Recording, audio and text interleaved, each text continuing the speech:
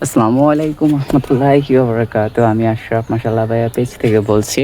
এই যে এটা কি গাছ চিনতে পারছেন? এটা হচ্ছে অরিগ্যানো পাতা।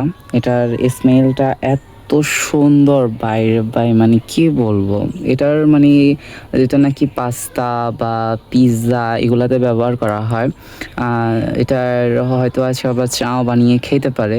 আমার কাছে ২ টি গাছ রয়েছে। তো ২ টি গাছের মধ্যে তো এগুলা ডাল অনেক বেশি বড় হয়ে গেছে যার জন্য আমি একটা গাছ থেকে পুরো ডালই কেটে নিয়েছি। এই যে পুরো ডাল কেটে নিয়েছি। তো এটার স্মেলটা না উফ! Just wow! ভাই রে ভাই এত সুন্দর একটা স্মেল এটার আসে।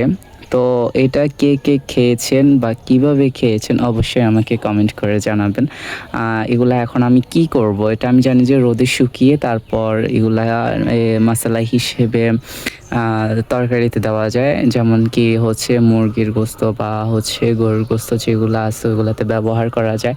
তো আমার সঠিক জানা নেই। আর এটা দিয়ে কি চা খাওয়া যায় কিনা অবশ্যই কমেন্ট করে জানাবেন সবাই।